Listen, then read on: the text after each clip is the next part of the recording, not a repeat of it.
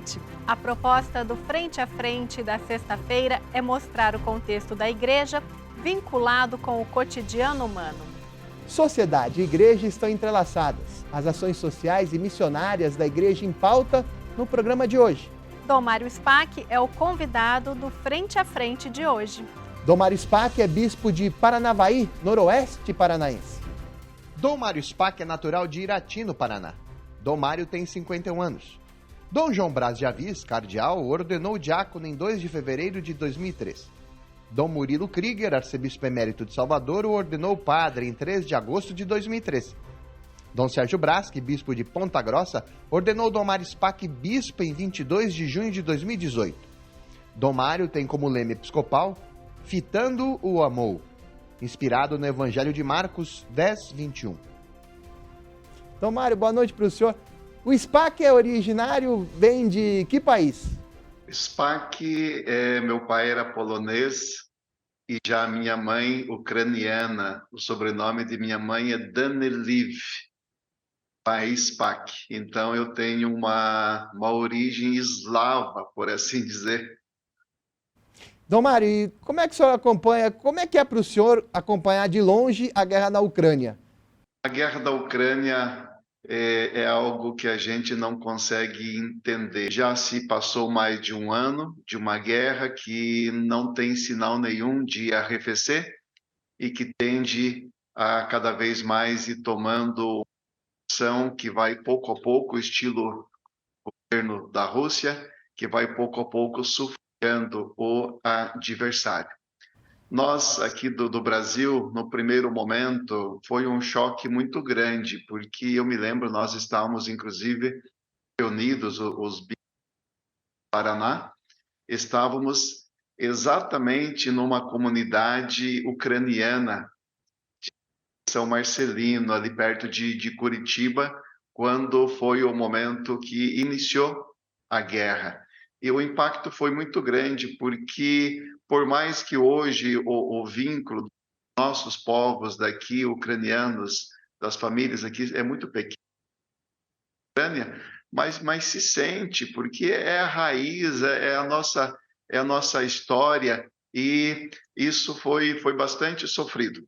Depois, a gente sabe o que veio na sequência, por falarmos a mesma língua, eu estou dizendo falarmos, mas eu não falo ucraniano, mas por muitos aqui do sul do Brasil entenderem o ucraniano, puderam também acolher muitos ucranianos e muitas famílias que vieram refugiados para cá. Dom Mário, e o lema do senhor? Como é que é essa história de fitar Jesus, olhar para ele e já ficar apaixonado? Como é que é? Isso, todo bispo, todo padre, quando é eleito bispo, ele precisa escolher um brasão e, portanto, ele vai pesquisar a heráldica que se ocupa. Também precisa ter uma palavra da Sagrada Escritura ou de algum santo, mas preferencialmente Sagrada Escritura, que seja uma palavra que vai dar direcionamento para o seu ministério. Eu sempre pensei na minha vida, e não somente penso, mas também sinto que o amor de Deus, ele está no centro de tudo. A gente não sente o amor de Deus, a gente vai ficar a vida inteira procurando coisas para preencher um vazio insaciável, porque é só o amor de Deus que preenche o coração humano.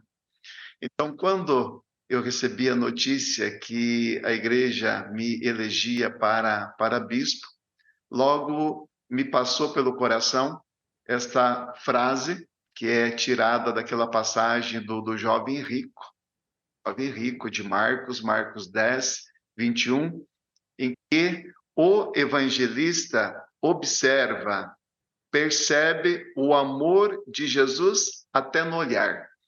Isso, para mim, sempre foi muito forte. O amor de Deus que se manifesta pelos gestos, ali nem houve palavra. O simples olhar de Jesus foi suficiente para o evangelista perceber o amor de Deus por aquele jovem. E eu me senti fascinado por esta frase e escolhi colocar em português. Normalmente, os bispos colocam em latim, mas poucas pessoas entendem o latim hoje. Então, eu preferi colocar o lema, inclusive, em português. Fitando-o, o amou. É uma passagem bíblica de Marcos que tem muito a ver com a minha vida, o amor de Deus. Esse eu escolhi. Dom Mário, o senhor realmente foi a Paranavaí indagar a comunidade o que ela esperava do pastor? E se foi isso mesmo, isso ajudou de alguma maneira no trabalho como bispo diocesano? Quando recebi a notícia pela Nunciatura Apostólica, que é a representação do Papa, informaram que o Papa Francisco nomeou bispo para Paranavaí. Então, eu fui conversando com o secretário do Núncio, que me havia mencionado, para ver qual data seria publicada a informação. E a gente viu que era próximo da Páscoa, a gente viu que só seria possível publicar depois da Páscoa, quase um mês depois do telefonema que eu recebi. Normalmente não é isso que ocorre. Normalmente, quando a nunciatura liga para um padre informando que foi escolhido para ser bispo, a publicação da notícia é dada em uma semana, no máximo 2 semanas. Para mim, me deram um mês de tempo.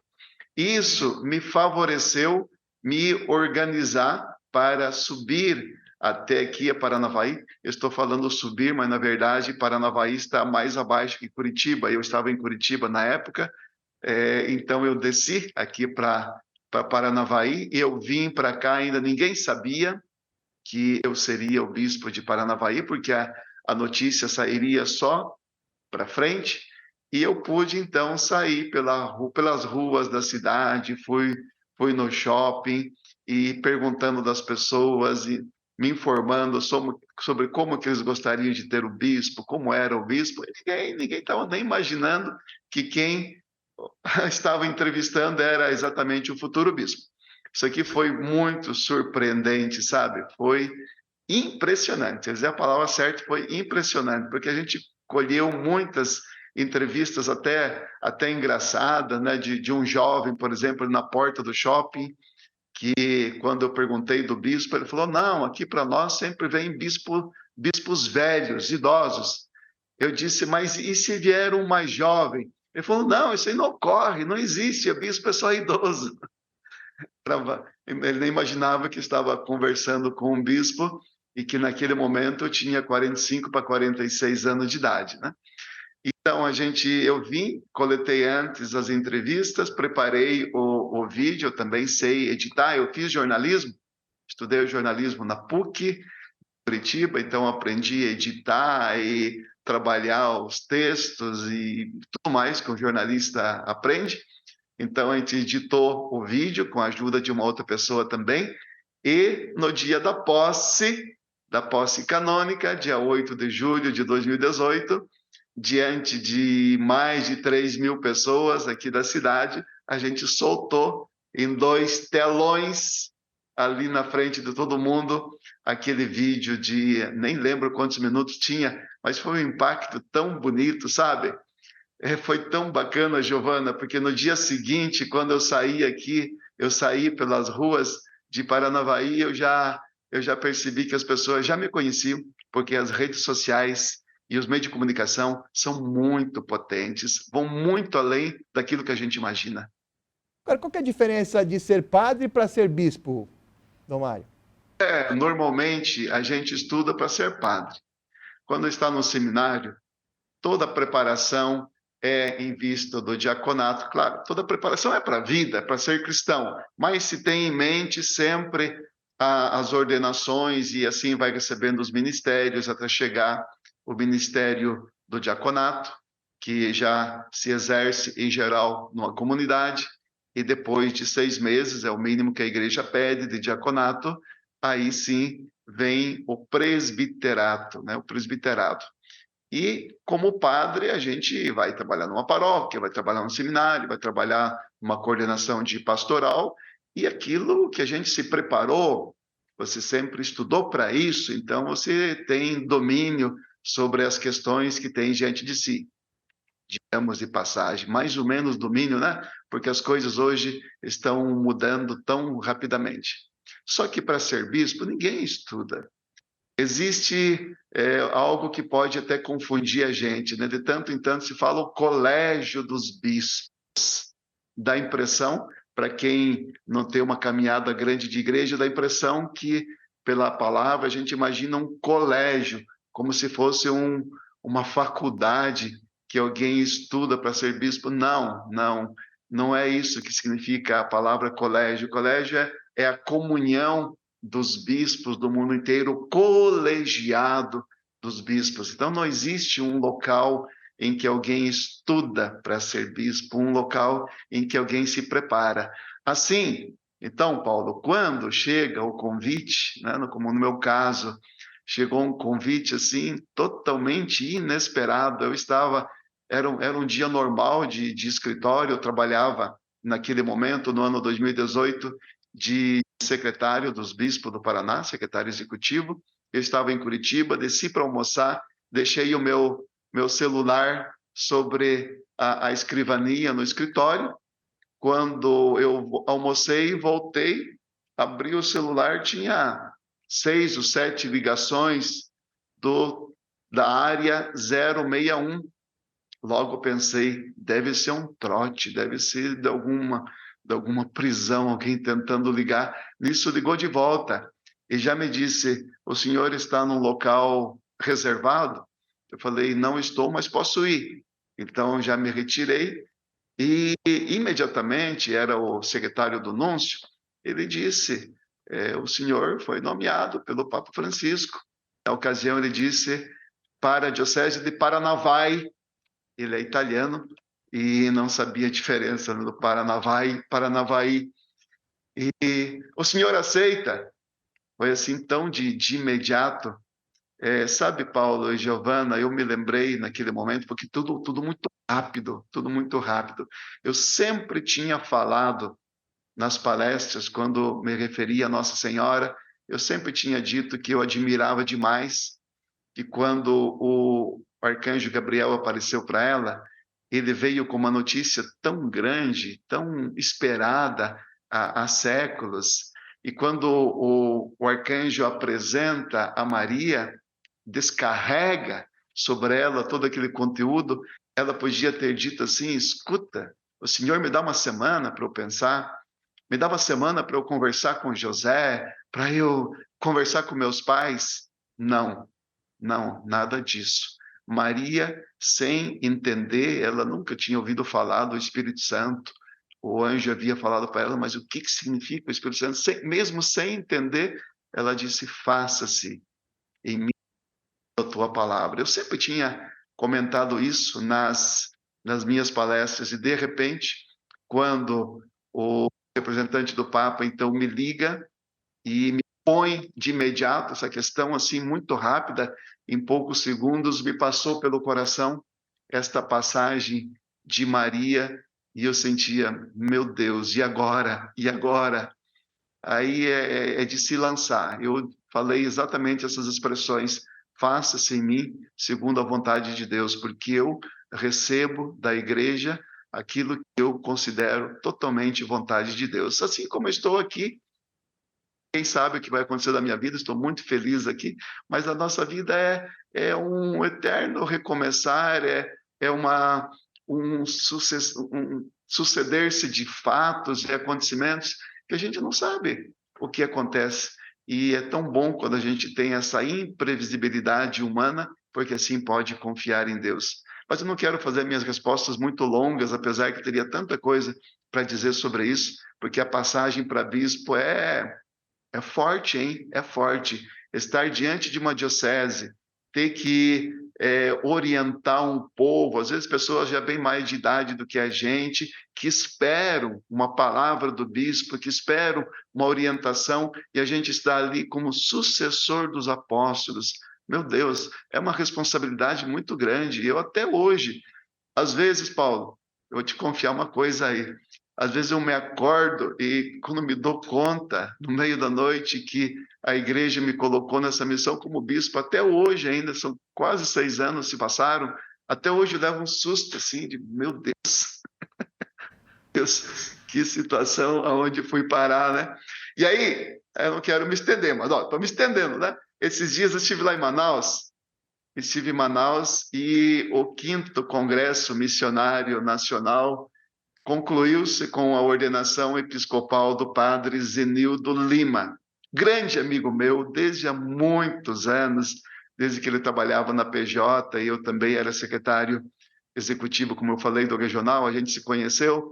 E a hora que ele foi ordenado, daí chega o momento, né, que os bispos vão dar um abraço no recém-ordenado. A hora que eu abracei o padre Zenildo, e agora Dom Zenildo, ele disse assim para mim: Mário, viu onde a gente foi colocado? Exatamente isso, onde a gente foi colocado para servir a Deus e servir com alegria. Dom Mário Spack é o bispo da Diocese de Paranavaí, que tem 55 anos de história. Dom Mário Spack é o 5º bispo da história de Paranavaí, no Paraná. Dom Mário sucedeu a Dom Jeremias Steinmetz na diocese. Dom Jeremias foi transferido para a Arquidiocese de Londrina. Dom Benjamin de Souza Gomes foi o primeiro bispo, de 1968 a 1985. Dom Rubens Augusto de Souza Espínola, o segundo bispo, de 1985 a 2003. Dom Benjamin e Dom Rubens são falecidos. Dom Sérgio Aparecido Colombo foi o terceiro bispo, de 2003 a 2009, quando foi transferido para Bragança Paulista, onde é o bispo atual da diocese. Dom Jeremias foi o 4º bispo de Paranavaí, que hoje é administrada por Dom Mário Spack. Dom Mário, o que o senhor destacaria dos seus antecessores aí em Paranavaí, hein, Dom Mário? São grandes, hein? Eu não conheci Dom Benjamin, não conheci Dom Rubens, porém, os que eu conheci, Dom Sérgio Colombo e Dom Jeremias Steinmetz, são 2 homens de um coração muito grande. Deixaram uma marca muito profunda aqui na vida do povo, e de tanto em tanto eles voltam aqui, são acolhidos com festa pelas pessoas. E quando eu cheguei, eu peguei uma igreja super organizada. Foi fácil dar continuidade, estava tudo muito caminhado. É um povo maravilhoso, nosso povo aqui do noroeste do Paraná. Nós temos uma predominância bastante grande de nordestinos aqui, povo de fé. Então, os bispos que vieram aqui fizeram um trabalho muito bonito. É evidente que um bispo não é uma pessoa, né? Mas juntamente com os presbíteros, a vida religiosa, e uma multidão de leigos, Há poucos dias que nós fizemos um trabalho missionário incrível aqui com centenas, milhares de leigos, sobretudo mulheres, né? Porque a grande maioria dos que atuam nas nossas pastorais e serviços são mulheres. E esse povo soma, esse povo caminha junto, esse povo é a igreja, carrega nas costas a igreja. Então é fácil ser bispo aqui. É fácil ser bispo aqui. E eu soube, né, que os que passaram por aqui têm muita saudade daqui de Paranavaí, porque acabaram pegando missões maiores e, claro, também desafios maiores. E aqui é uma diocese pequena, mas um povo bom, organizado e um povo de fé. Dom Mário, o senhor é bispo referencial para a Cáris no Brasil. Foi eleito pela CNBB. O que é a Cáris? O movimento carismático católico, como hoje o Papa Francisco gosta muito de chamar, como uma corrente de graça que desce do céu para iluminar a igreja com as luzes do Espírito Santo, ele nasceu 60 anos atrás. E nasceu entre jovens, leigos, e foi se expandindo assim, sabe? Foi tomando uma proporção grande que em pouquíssimos anos chegou no mundo inteiro. Por ser um movimento, uma realidade que nasceu entre os leigos, foi se organizando, foi criando formas de governo, de organização, de programação, e de tal forma que foi crescendo bastante, e essas formas de governo também foram tomando uma importância bastante grande. O Papa Francisco, quando chegou no pontificado, iniciou o pontificado dele, ele percebeu que precisava criar uma maior unidade, porque tinha duas realidades, uma que cuidava do setor do movimento carismático e uma outra que cuidava das novas comunidades, que também é uma realidade muito forte, sobretudo no Brasil. E o Papa Francisco viu esses dois organismos de governo que caminhavam, de certa forma, paralelos.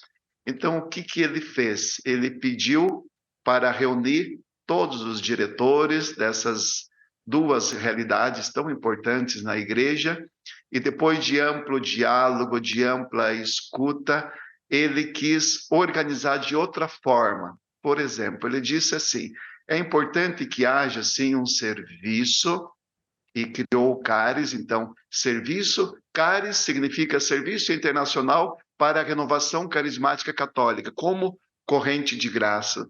É um serviço, é algo que está a serviço de toda essa corrente de graça. E observe, é um serviço, não é um governo. Quem é que exerce o governo? O governo é exercido pelos bispos em cada diocese.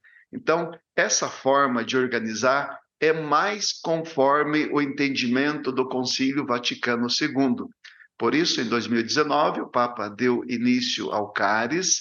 Nós tivemos recentemente, nos primeiros dias de novembro, a primeira Conferência Internacional do CARES no Vaticano, em que eu também pude estar presente, juntamente de 3.000 pessoas, as maiores lideranças mundiais da corrente de graça, ali junto com o Papa Francisco.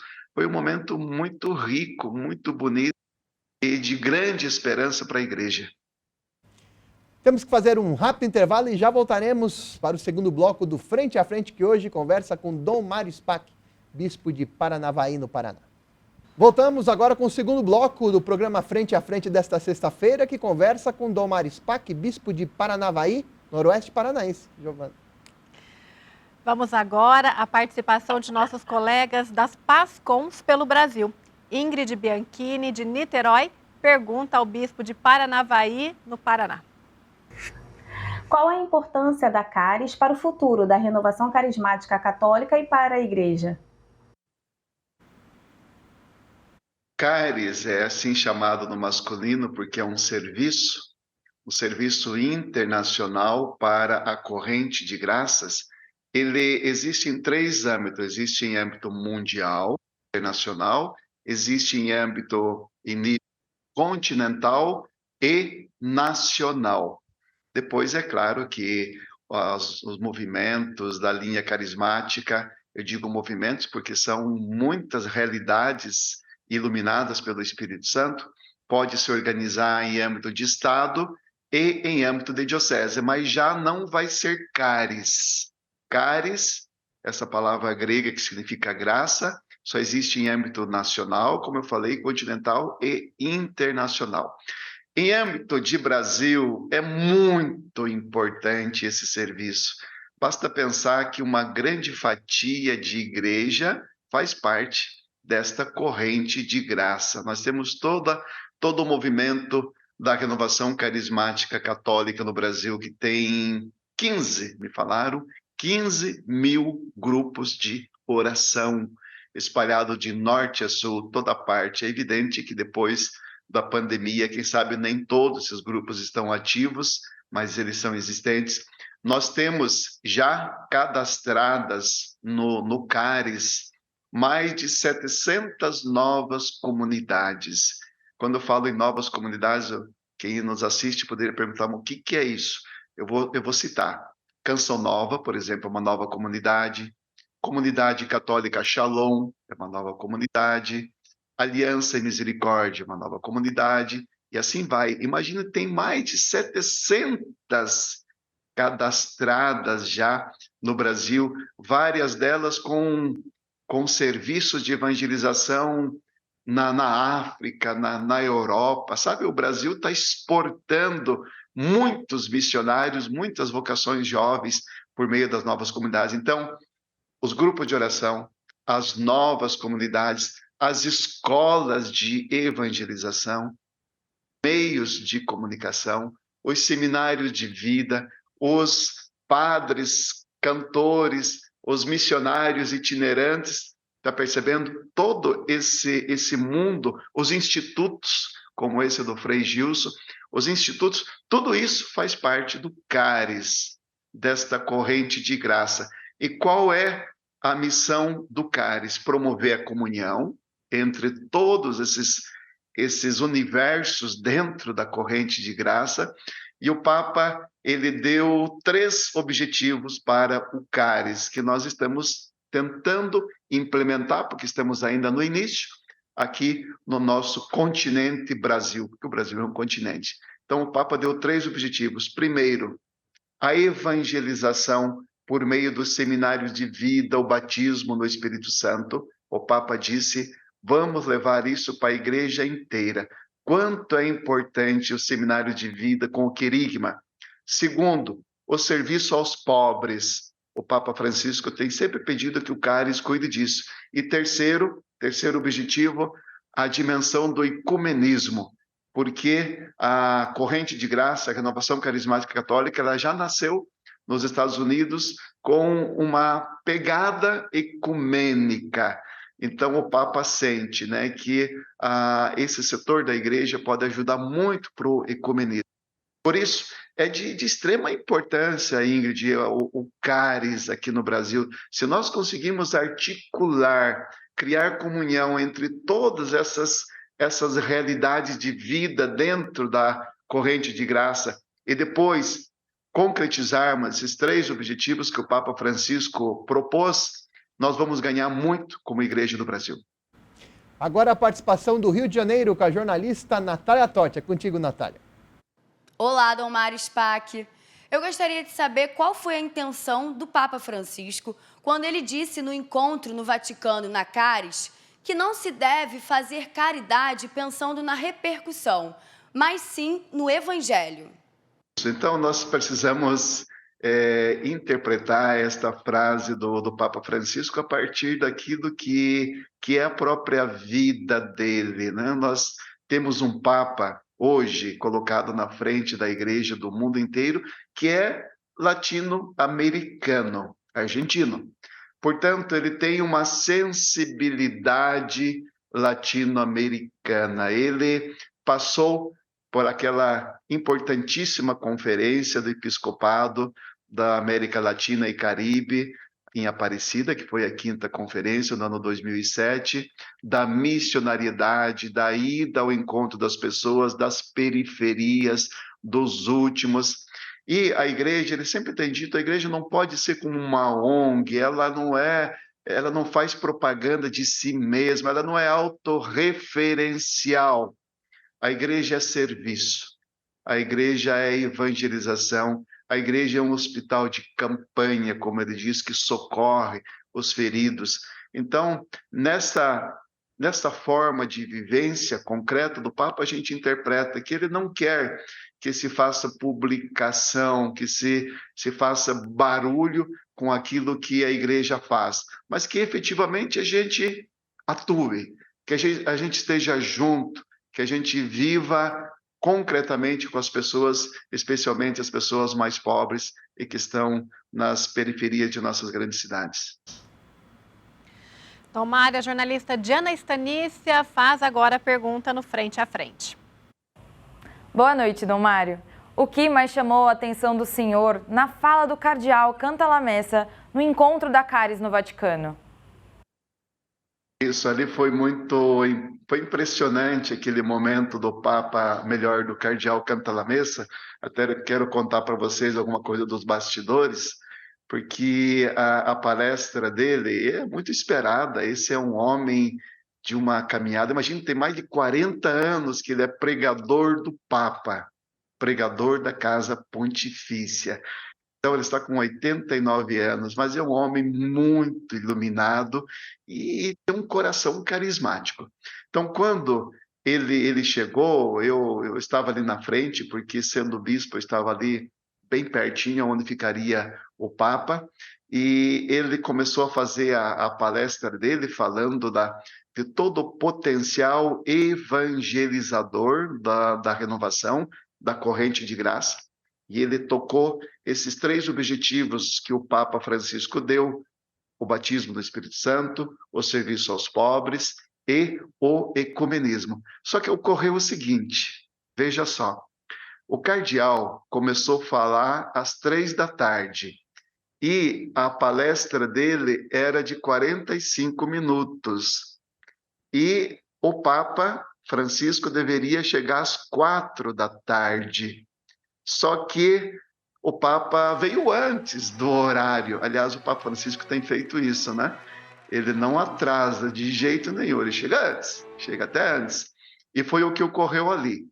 Quando o Papa chegou e ficou nos bastidores, alguém veio e avisou no ouvido do cardeal: Papa Francisco já está aí. Paulo e Giovanna, o cardeal parou na hora, no meio da frase, parou, se levantou e saiu e sentou do meu lado, né, que tinha uma cadeira vazia. Aí eu peguei no braço dele e disse assim: parabéns, Cantalamessa, aquilo que o senhor falou é bonito, mas o seu exemplo é contagiante, né? De fato, no que ele sentou ali, o Papa Francisco entrou e já foi, quando chegou o Papa, é tudo aquela alegria, é aquela festa de sempre. Mas ele tocou nesses 3 assuntos, esses 3 objetivos que o Papa Francisco entregou para o Caris no mundo inteiro. Vamos agora a mais uma pergunta, agora vinda do sul do país para Dom Mário Spack. Olá, eu sou a Grace Posato, de Cruz Alta, no Rio Grande do Sul. E a minha pergunta é, embora saibamos que a questão da missionariedade, da missão, ela seja muito mais ampla do que levar pessoas para a igreja, ainda assim a minha pergunta vem nesse sentido.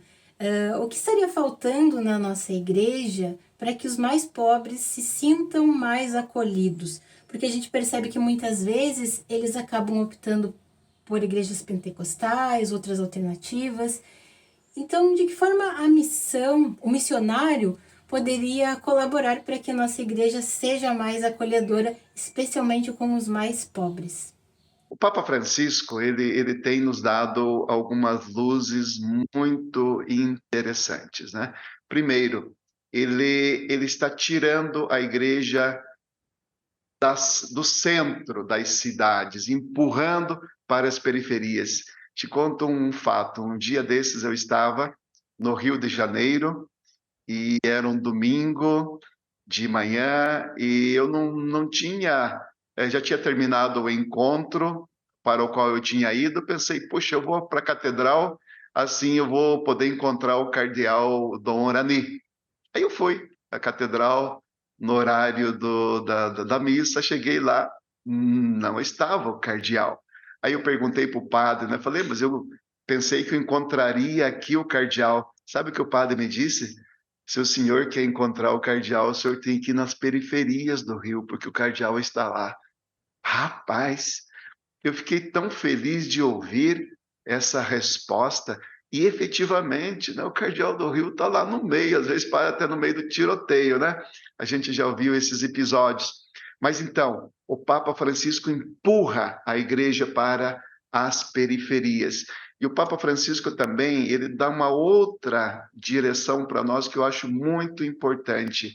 Ele fala do querigma, do anúncio, o primeiro anúncio. Isso daqui está sendo retomado na Igreja Católica. Nós presumíamos que as pessoas receberam o primeiro anúncio, mas nem sempre esse primeiro anúncio ocorre. E aí ocorreu muitas vezes na nossa igreja de pessoas estarem muitos anos na Igreja Católica, mudam de religião e daí vem dizer, agora encontrei Jesus. Puxa, estava, quem sabe, 15, 20 anos ouvindo o evangelho na igreja, quem sabe até recebendo a Santíssima Eucaristia, e agora foi encontrar Jesus? Deixa um ponto de interrogação. Acontece o seguinte, nós não tínhamos feito para ela o querigma, o anúncio de que Deus a ama, de que Deus deu a vida por ela, de que Deus está vivo ao lado dela, em todo momento. Esse ponto nós estamos correndo atrás agora na Igreja Católica e talvez remediando isso a gente vai avançar bastante, porque o querigma ele é apaixonante, é bonito. Nós estamos fazendo a experiência aqui na Diocese de Paranavaí, é uma experiência pequena, mas é uma experiência tão bonita, porque o querigma é contagiante, as pessoas se fascinam por Jesus Cristo, se entusiasmam, são contagiadas por aquela alegria. Se ninguém ainda foi numa missa na Fazenda da Esperança, que vá para ver, ali a gente vê concretamente o querigma atuado concretamente, aquelas pessoas, muitas delas, que vêm para a Fazenda da Esperança, vêm da rua, vêm de uma experiência de sofrimento, de dependência química, chega ali e recebe um banho de imersão no mistério de Cristo. Nossa, participar da missa na Fazenda da Esperança ser uma explosão de entusiasmo, de alegria, por causa do querigma. Então, eu, pessoalmente, acredito muito nisso. O querigma está ali no coração do Evangelho. E a igreja, fazendo esse anúncio, ela vai ajudar muito as novas gerações que estão chegando, ela vai ajudar muito na iniciação cristã dessas gerações que estão vindo e vai se aproximar muito das pessoas com a espiritualidade. Porque tantas vezes nós recebemos a crítica, né? Até recentemente alguém me disse assim, né? Que há muitos pobres que quando precisam de comida, cesta básica, vêm para a igreja católica e quando querem ser evangelizados vão para a igreja evangélica. Isso é um puxão de orelha para nós. É um puxão de orelha, significa que a gente não está fazendo o querigma adequadamente. Agora a pergunta vem do centro-oeste do país, com a Sônia Minder, da Arquidiocese de Campo Grande, no Mato Grosso do Sul. Quais caminhos podemos pensar para fortalecer o pensamento de que o pobre é hoje critério hermenêutico para a nossa reflexão e ação na nossa igreja? Um grande abraço. Isso, Sônia. Que bom. Na verdade, eu estou recebendo as perguntas agora, assim, a queima-roupa, né? Bom é isso até. Quando há pouco eu falei daquela 5ª conferência do Episcopado Latino-Americano e Caribenho em Aparecida, do 2007, e na ocasião, o Ratzinger veio, o Papa, ou então o Papa Bento, veio e no discurso inaugural, o Papa Francisco estava participando da Conferência de Aparecida como padre sinodal, porque ele era cardeal em Buenos Aires, né? E o Papa Ratzinger, no discurso inaugural, falou que a questão do pobre, ela está dentro, ela está intrínseca na cristologia. O que significa isso? Significa que quando a gente pega os Santos Evangelhos e você vai virando as páginas, você vai percebendo que Jesus deixou-se tocar pelos pobres. Ele era rodeado de pessoas pobres, ele comia junto com os pobres, ele escutava os pobres, ele compartilhava a vida dos pobres. E isso é de grande ensinamento para nós. Por quê? Porque somos seguidores de Jesus Cristo, nós colocamos os nossos pés onde ele pisou. A gente está seguindo, isso é ser discípulo de Jesus, é repetir em nós aquilo que Jesus viveu. Por isso é essencial essa dimensão da fé. E também nós tivemos nesse domingo passado, né, o evangelho lá do último julgamento, por assim dizer, no dia do Cristo Rei, o juízo universal, onde todas as gerações estarão diante dele, diante do juiz. E o critério ali que Deus vai usar é: tive fome, me desse de comer, tive sede, me desse de beber, era forasteiro, me acolhesse em casa. Então, é um critério do amor para com aquele que é excluído, para com o pobre. tanto que na homilia domingo eu dizia assim, né? Quando eu chegar diante de Deus, Ele não vai me perguntar: ah, você foi bispo, pode entrar. Não, não. As perguntas são as mesmas para todos nós. E o critério, o que está por dentro das perguntas que o rei fará para todos nós naquele grande dia, é exatamente esse, da acolhida, do amor para com os pobres. Dom Mário, vamos a um rápido intervalo e já voltaremos para o último bloco do Frente a Frente, especialíssimo dessa sexta-feira. Voltamos com o último bloco do programa Frente a Frente, hoje conversando com Dom Mário Spack, bispo de Paranavaí. Vamos ao Nordeste do Brasil? Com a pergunta do jornalista Rafael Augusto, da Diocese de Campina Grande, na Paraíba. Tem a sua pergunta, Dom Mário. Eu peço para que o senhor explique a diferença entre filantropia e caridade. Muito obrigado, Deus abençoe a todos. Rafael Augusto, filantropia é quando a gente ajuda uma outra pessoa sem ter a dimensão da fé. Isso é filantropia. Já a caridade é aquilo que vem de Deus, é o amor de Deus que toca o nosso coração e a gente age para ser expressão do amor de Deus para o outro. Essa é a diferença, então. Vamos agora à pergunta da Juliana Mastellini. Juliana Mastellini, o Dom Mário conhece bem. A Juliana é assessora, cuida da comunicação do regional, está no Regional Sul 2, especificamente na Arquidiocese de Londrina, assessorando lá Dom Jeremias Steinmetz. Juliana, é contigo. Dom Mário, o Advento, assim como a Quaresma, tem uma dimensão fortemente penitencial.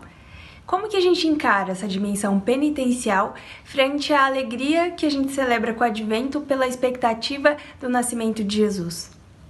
Para que se viva bem esse encontro, a gente precisa se centrar, precisa mergulhar dentro de si mesmo, acompanhar aquilo que a igreja vai propondo.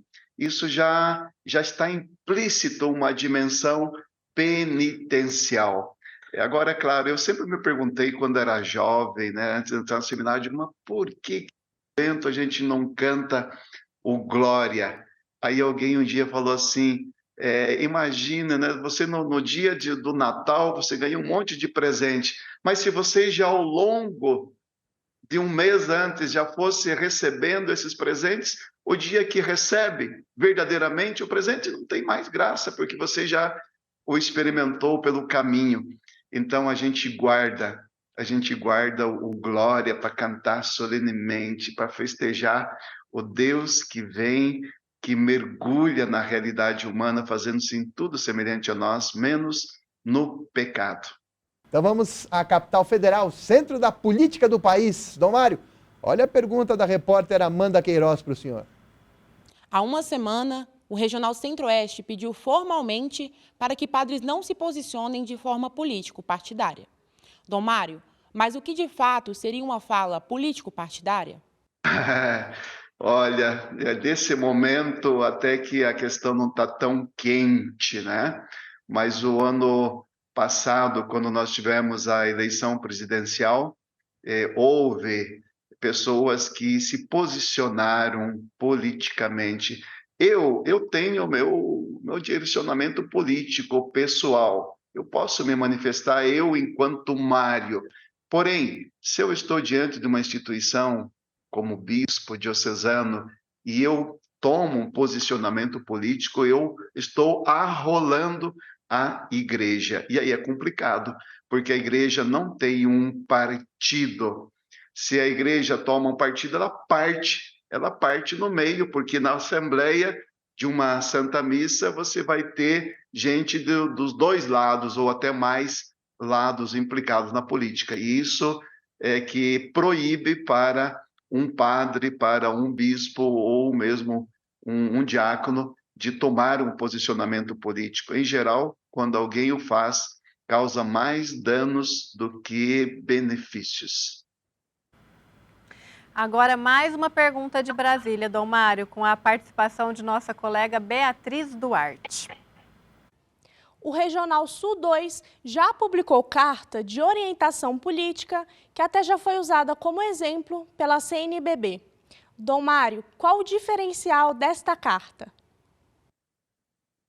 Nós procuramos, inclusive eu, quando fui secretário executivo do Regional Sul 2, tive a ocasião de estar na frente como diretor de duas dessas publicações e tiveram um alcance nacional. A gente sempre procura usar uma linguagem extremamente simples. Sempre uso um critério que para mim é muito forte. Meu pai já é falecido, mas um homem muito simples. Então, quando eu estou escrevendo alguma coisa, eu fico pensando, meu pai, ao ler isso, ele consegue entender? Se meu pai, homem simples, consegue entender, então pode publicar, porque outras pessoas também o entenderão. Então, o Regional Sul 2 sempre procura esse viés, né, para alcançar para as pessoas que depois isso aqui vai ser usado nos vários contextos de igrejas e grupos, e até fora da igreja, a cartilha é usada porque ela é muito didática, tem uma metodologia bacana e, evidentemente, que traz uma grande contribuição, porque nós precisamos, dentro da igreja, nós precisamos ser políticos, não politiqueiros, mas precisamos nos interessar por aquilo que é a vida cidadã, nos envolver, porque isso tudo nos toca e toca a vida do povo. Então, é necessário crescermos na consciência política, é necessário que os leigos assumam o seu protagonismo político, e isso na Igreja Católica ainda nós estamos devendo bastante, podemos avançar muito, e para isso que essas cartilhas vêm para entusiasmar, encorajar e, quem sabe, ajudar isso em âmbito nacional. Participação agora de São Paulo com o jornalista Hugo Rocha. Com a sua pergunta, Hugo. Boa noite, Dom Mário. Boa noite, Paulo Júnior. A minha pergunta ao bispo é a seguinte: que ações sociais realizadas na Diocese de Paranavaí poderiam ser reaproveitadas em outras dioceses ou copiadas em situações na América Latina? Olha, eu tenho uma paixão muito grande pelos vicentinos, sabe? É muito bonito o trabalho desse povo de uma instituição, porque os vicentinos são uma instituição já consolidada e eles fazem um trabalho muito bom de atendimento, de acompanhamento das famílias e dos pobres. Isso, para mim, é de grande valia. Eu não tenho aqui algo assim que seja novidade para a igreja e que a gente pudesse até oferecer como ideia para outros no âmbito social. Aliás, a gente está sofrendo bastante, né? Porque as pastorais sociais aquelas que a gente tem mais dificuldade de fazer rodar bem. Elas encontram, sobretudo depois da pandemia, encontram uma série de obstáculos para funcionar. Mas os vicentinos são fabulosos e eu aconselho em toda parte que sejam criadas conferências, de jovens vicentinos, porque o trabalho que eles fazem é tudo de bom. A apresentadora do JCTV da edição da noite, Rosana Carvalho, faz a pergunta a Dom Mário Spack. Dom Mário Spack, como está a relação do Regional Sul 2 da CNBB com Guiné-Bissau? Nós temos a missão lá no país da Guiné-Bissau, que é um dos países mais pobres do mundo. E a nossa missão, ela começou em 2014, que foi o ano que a gente abriu. Portanto, no ano que vem serão 10 anos de missão. A nossa missão lá é, sobretudo, com leigos. Nós temos enviado leigos.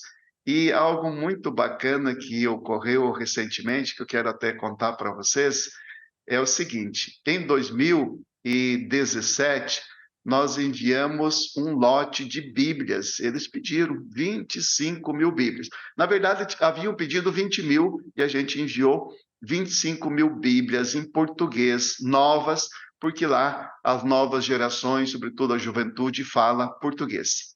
E como está aumentando o número de católicos na Guiné-Bissau, este ano eles pediram uma nova remessa de Bíblias, porque aquele primeiro lote havia acabado. Então, nós fizemos uma ação aqui com os ministros extraordinários da Eucaristia, que são quase 50 mil no Paraná, e a gente queria ter o dinheiro, porque a gente vai comprar as Bíblias das edições CNBB e enviar num container. A gente precisava de dinheiro, não é que estávamos recolhendo Bíblias, a gente ia comprar. E os ministros fizeram uma ação no mês de julho, de agosto, aqui no Paraná. Vocês acreditam, gente, que ao invés de 25 mil Bíblias, o valor que eles arrecadaram dá quase para 200 mil Bíblias. Então, o episcopado não teve ocasião para se reunir depois disso, porque esta ação encerrou-se agora no final de setembro, no Dia Nacional da Bíblia, 24 de setembro, mas o episcopado, quando se reunir, nós vamos destinar o restante do dinheiro porque a ação tinha um tripé: missão, palavra, Bíblia e pão. Então, nós vamos destinar boa parte desses recursos para sanar a fome, e existe fome naquele país, e o restante ainda a gente vai destinar com muito cuidado, porque esse dinheiro que veio por meio dos ministros é um capital de Deus, tem que ser gestido com maior cuidado, muito mais do que fosse dinheiro próprio da gente, para que ele vá fazer o bem para o povo africano que já está fazendo. E claro, no mês de junho do ano que vem, eu vou pessoalmente lá na Guiné-Bissau para entregar para eles as 25 mil Bíblias, porque naquele momento já terá chegado o container com uma carga cheia de Bíblias. A jornalista Andressa Oliveira, de São Paulo, faz agora a pergunta ao bispo de Paranavaí. Boa noite, Paulo. Boa noite, Dom Mário. A minha dúvida é: os grandes eventos como congressos e jornadas têm a mesma eficiência na evangelização ou as pequenas comunidades fazem essa tarefa com mais eficiência? As duas, na minha experiência, as duas realidades são importantes. O dia a dia da vida cristã, ela acontece na comunidade, no pequeno grupo. É ali que a gente partilha a vida, é ali que a gente sofre junto, que a gente se alegra junto, que a gente escuta o evangelho, que a gente vai deixando o evangelho penetrar na nossa vida. Agora, de tanto em tanto, é importante ter algum evento de massa que a gente possa ver, sentir, tocar, como me dizia um empresário recentemente. Ele falou: a fé a gente precisa experimentar pelos poros da pele, a fé é sensorial, dizia esse empresário. Então, tem que ter esses grandes eventos que a gente se deixa contagiar pela multidão, que a gente vê que a gente não está crendo sozinho ou num pequeno grupo, mas que nós somos uma igreja que abraça o mundo inteiro e até além. A gente sabe disso, porque por lado de lá continua a nossa igreja. Dom Mário, o senhor é um ótimo comunicador, então eu gostaria de saber qual que deve ser a principal virtude do jornalista para comunicar no momento que se precisa de tanta informação verdadeira. O Papa Francisco, a cada tanto, quando ele se encontra com jornalistas, ele tem dado assim algumas orientações muito práticas, né? Por exemplo, aquela de gastar a sola do sapato. Quer dizer, não pesquisar as coisas pela internet, mas ir ao encontro. E eu quero dizer, eu não vou falar o Papa agora, eu quero dar uma sugestão minha aqui. Eu tenho visto o seguinte: como é bom a gente contar histórias, como é bom a gente perceber, ter olhos para observar a vida cristã do povo simples, e depois você trazer para o seu coração e contar para os outros. Isso é contagiante, isso é impressionante, e a comunicação ela está a serviço da alegria, ela está a serviço da vida. Não dá para a gente entrar pelo viés daquelas notícias que, se a gente espremer assim, sai sangue, né? Como diz o povo simples, mas a gente precisa entrar pelo viés da boa nova do evangelho, anunciar a boa nova, encontrar as coisas bonitas que são tantas na vida do povo e irradiar isso para além do espaço, para outras pessoas. Eu tenho tentado fazer isso, e alguma coisa a gente consegue, a maioria não consegue, mas te digo, gera alegria para a gente. Dom Mário, estamos chegando ao final do programa, mas eu tenho uma última pergunta para o senhor. Por que o momento mais difícil para um bispo e para um padre é depois da missa do domingo à noite, quando chega na sua residência e se encontra lá sozinho, hein, Dom Mário? Vocês ouviram, então, um recorte de uma homilia que eu fiz na ordenação do último padre, o padre Mateus, o sobrenome dele é Canônico, olha só o sobrenome do rapaz, né? O padre Mateus Canônico, a homilia que eu fiz, eu citei isso daqui, dizendo efetivamente, né, o dia, quem sabe, mais cansativo para o padre é o domingo. É difícil o padre que tenha uma missa só, ele vai ter 2, ele vai ter 3, ele vai ter mais o batizado para fazer, ele vai ter mais 1 ou 2 ou 3 pastorais e movimentos que estão se encontrando na paróquia naquele dia para ele acompanhar, ele vai ouvir realidades que trazem para ele, são muitas coisas. O coração do padre no domingo é uma praça, em que muitas realidades passam por ali.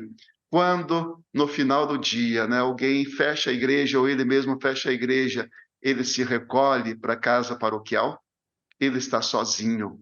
O padre, eu vou falar uma expressão aqui para a gente precisa entender bem, o padre não tem família, não tem família.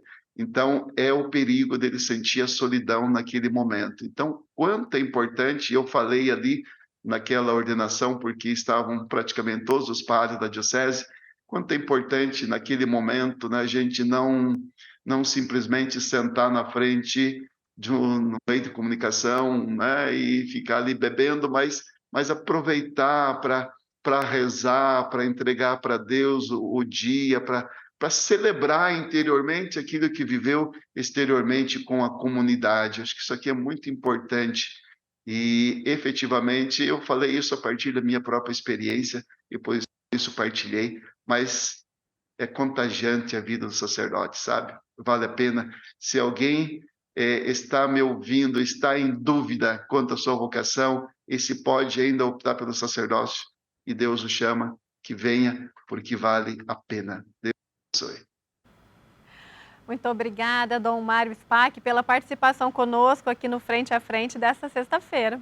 Obrigado a você, Giovana, obrigado a você, Paulo Júnior, e toda a equipe técnica da Rede Vida. A gente sabe, são vocês dois que estão aparecendo aí, mas tem a multidão de pessoas que estão a serviço da vida, pela Rede Vida de televisão. Nós que agradecemos muito sua participação conosco, nossa admiração pelo trabalho pastoral e de comunicação na Igreja do Paraná e do Brasil, Dom Mário. Na sequência, você fica com o Jornal da Vida e a apresentação da jornalista Ana Lúcia Schiapatti, João. Rede Vida, frente a frente com a missão de comunicar, é isto.